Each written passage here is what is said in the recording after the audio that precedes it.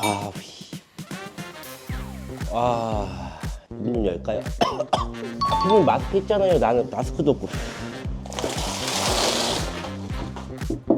약하네. 섞은데 먹었지. 못 살리네. 못 살리네. 이게 한번 물을 먹어서 이렇게 가라앉는 거거든요. 힘을 못 받아가지고 지금 가운데 가라앉았잖아요. 보면 콘크리죠. 이게 초베이지거든요. 이게 지금 다 먹었잖아요.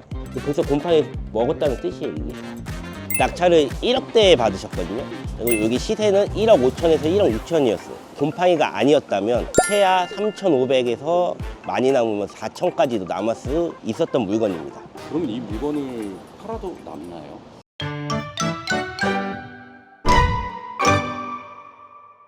안녕하세요. 두꺼비 경매 원성환입니다. 오늘 제가 나와 있는 곳은 검암동의 역대급 집을 보여드리려고 이 자리에 나왔습니다. 이 물건은 복층인데 이 검암동 같은 경우에는 복층은 무조건 팔린다고 생각을 하시면 됩니다. 그리고 이 물건 같은 사연이 조금 있습니다. 그러니까 이기 수강하시기 전에 낙찰을 받았던 물건인데 명도를 끝내고 내부를 봤더니 역대급으로 곰팡이가 있는 집입니다. 그래서 저한테 도움을 요청하셨고 맨 처음에 저는 불허가 신청을 하자고 했는데 법원에서 까였습니다. 까인 이유가 애매해서 어쩔 수 없이 잔금 납부를 해서 수리를 해야 되는 상태로 있기 때문에 도움을 드리려고 이 자리에 나왔습니다. 그러면 이 물건 같은 경우에는 곰팡이가 지옥이 아니었다면 얼마나 남길 수 있는 물건인가요? 낙찰을 1억대에 받으셨거든요. 그리고 여기 시세는 1억 5천에서 1억 6천이었어요. 곰팡이가 아니었다면 최하 3,500에서 많이 남으면 4천까지도 남을 수 있었던 물건입니다. 그러면 이 물건을 팔아도 남나요? 1억 5천에 판다고 해도 인테리어를 최대치로 넣어도 그래도 수익은 나옵니다. 한 1,000만 원 정도. 그리고 저희는 이제 법원에 감액 신청을 넣을 거고요. 거기서 금액이 조절이 된다면 조금 더 이익이 많이 나오는 구조로 전략을 짰습니다. 그래서 이제 저희도 꼭대기층이기 때문에 바로 옆집이나 옆집을 확인을 했는데 거기도 복층이거든요. 근데 심지어 거기는 누수나 곰팡이가 없다고 합니다. 저희 낙찰받은 집만 곰팡이입니다. 한번 올라가 보실까요? 이 들어오면 곰팡이 냄새 하나도 안 나죠. 원래 이게 곰팡이 집의 특성은 들어올 때부터 곰팡이 냄새가 확 올라와야 되거든요. 근데 그런 냄새가 하나도 없어요. 그리고 5층이라서 너무 힘들어요.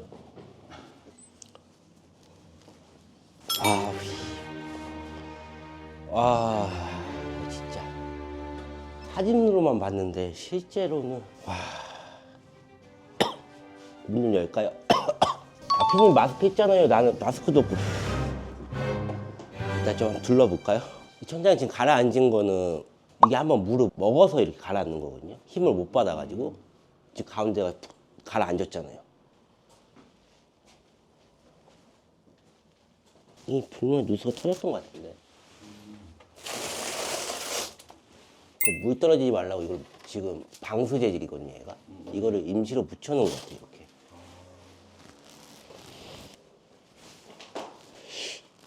양동이를 왜 갖다 놨을까? 보면 콘크리죠. 이게 초베이지거든요. 근데 지금 다 먹었잖아요. 벌써 곰팡이 먹었다는 뜻이에요, 이게 다. 베란다만 상태가 제일 좋은데. 올라가 볼까요?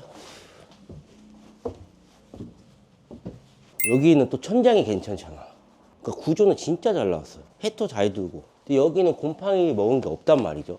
그러면 천장 누수가 아닐 확률이 되게 높다는 거죠. 여기는 살짝 의심스러워서 체크는 해봐야 될 것 같아요. 이 합판인데 섞은데 먹었죠 벌써. 못 살리네. 못 살리네. 여기 보면 천장은 또 여긴 깨끗하잖아. 근데 지금 여기만 엄청 많이 먹었죠, 물을. 얘가 지금 복층이니까 꼭대기층인데 여기 깔려있는 보일러 배관이 터지면 그 피해가 다 어디로 가요? 다 아랫집으로 밑에 집으로 간단 말이죠. 그러니까 지금 밑에만 이렇게 심하게 지금 먹었다는 거예요. 근데 여기는 안 그러잖아. 제 느낌상 보일러 배관일 확률이 높다. 차라리 보일러 배관이 나요. 비용적으로는 이거 스카이차버에서 확인하는 거는 비용이 많이 나오는데 보일러는 솔직히 비용 많이 안 나오거든요. 아래층은 보일러가 터지면서 물이 밑으로 내려가는 역할을 하니까 밑에서 피해를 제일 많이 봤을 거고 꼭대기 복층은 그나마 바닥이니까 천장은 괜찮잖아요. 바닥 쪽만 그런 거고. 근데 누수라는 게 보일러 안에 물을 먹고 있으니까 계속 물이 도이잖아요. 그러니까 그게 번져 나가는 거죠. 바닥 쪽으로만. 지금 보면 화장실이고 뭐고 이런 데는 깨끗해요. 왜냐면 여기는 보일러 배관이 들어온 자리가 아니거든요. 근데 집이 이렇게 다 곰팡이일 수가 있나요? 이게 누수를 터져서 바로 잡아서 해결을 했으면 됐는데 공실이 오래되면 곰팡이가 한 번 피기 시작하면 환기가 안 된 상태면 무조건 이렇게 번져요. 몇 달 만에. 그러니까 그 전에 분명히 누수가 있었을 거예요. 그거를 해결을 해야 되는데 방치를 하면 한순간에 이렇게 집이 무너집니다. 그럼 성환님 이 집 같은 경우는 어떻게 공사를 해야 되나요? 일단은 그냥 지금 보이시는 거 다 샤시 빼고 다 철거한다고 생각하시면 돼요. 목조까지 싸그리 다. 뭐 살릴 수 있는 게 아예 없어요. 이거는 재사용을 한다 그래도 다시 곰팡이를 먹었던 부위가 있으면 또 곰팡이가 나옵니다. 차라리 다 철거를 시키고 누수를 일단 확인을 해야겠죠. 근데 제가 볼 때는 여기 제일 큰 거는 보일러 배관 누수 확률이 제일 커요. 그리고 보일러로 체크를 했는데 그것도 아니다 그러면 천장, 근데 여기가 복층이거든요. 그래서 확인을 하려면 스카이차를 불러야 됩니다. 옥상에 올라갈 수가 없는 구조예요. 복층이라서. 그러면은 시청자들이 보시기에 이런 집을 만약에 만났다 누수 검사를 할 때 팁 같은 게 있나요? 그 설비 사장님이 부르셔서 보일러 검사도 하면서 누수 검사도 같이 하시는 게 좋아요. 따로따로 부르면 비용이 또 나가니까 차라리 한 군데 다 의뢰를 하시는 게 좋습니다. 누수 탐지하는데 한 40에서 60 정도 나오거든요. 그리고 어디 부위가 누수인지 확실히 체크를 하시고 그거에 맞춰서 누수 업체를 5군데 이상 당근에서 아니면 동네 업체에서 찾아보시면 됩니다. 전적이 제일 저렴한 곳으로. 누수가 없다는 거나 누수를 잡았다면 바로 이제 곰팡이 제거 팀을 부르셔야 됩니다. 그거는 이제 당근에서 알아보시면 되시고 사진이나 이런 걸 보셔서 콘크리트에 먹혀 있는 곰팡이가 스며져 있는 집 곰팡이를 모두 다 제거를 하셔야 됩니다. 그러니까 약품을 써서 완전히 곰팡이를 죽여야 되는 거예요. 시멘트에 곰팡이가 머금어 있다는 그렇죠. 그 다음에 이제 목공이 들어와죠. 이 집의 제일 큰 핵심은 목공이에요. 이 인테리어 비용에서 50% 이상을 차지하는 게 목공이거든요. 목공이 지금 들어와야 돼서 해야 될 거는 천장 모이딩, 걸레 바지, 천장 전체 다시 짜야 됩니다. 이거 다 철거를 하고 그 다음에 석고보드 아니면 합판으로 다시 작업을 하셔야 됩니다. 그리고 문 같은 거, 문틀 다 교체. 거의 목공이 주예요, 여기는. 여기에 또 목공을 하실 때 그 다음에 하자가 나오면 안 되기 때문에 웬만하면 다 입어도 치는 거를 추천드립니다. 목공을 만약에 부르신다면 어떻게 부르시는 게 가장 저렴하게 할 수 있을까요? 여기에 큰 핵심은 목공 비용을 얼마나 줄이냐거든요. 네, 저희 같은 경우에는 이제 연결되어 있는 업체가 있기 때문에 다이렉트로 되는데 없으시다면 목공만 전문을 하시는 분을 꼭 찾으셔야 돼요. 목공 인건비가 한 40만 원 정도 하거든요. 근데 여기 집사항이면은 3명 정도는 들어와야 돼요. 그러니까 메인 전문 1명 그리고 서브가 28만 원이거든요. 25만 원, 28만 원. 그렇게 해서 무조건 들어와서 해야 됩니다. 또 공사 기간이 한 일주일. 목공 업체를 찾는 팁이 있을까요? 동네에서 찾아보셔도 되고 아니면 네이버나 당근에 목공이라고 치시면 돼요. 그 사장님들한테 의뢰를 하셔야 돼요. 사진으로는 이게 견적이 안 나오거든요. 이 집 같은 경우에 무조건 현장 방문을 해서 견적을 뽑으셔야 됩니다. 그래서 거기서 제일 저렴한 곳. 그리고 저희가 목공의 견적을 받아봤거든요. 여기를 1200, 1300 정도 나온다고 대략을 받았어요. 해봐야지 알겠지만. 그 다음에 화장실이 위에도 있고 아래도 있죠. 복층이라서 그 2개 다 하시고 싱크대 또 복층이라서 여기만 싱크대가 있는 게 아니고 위에도 있어요.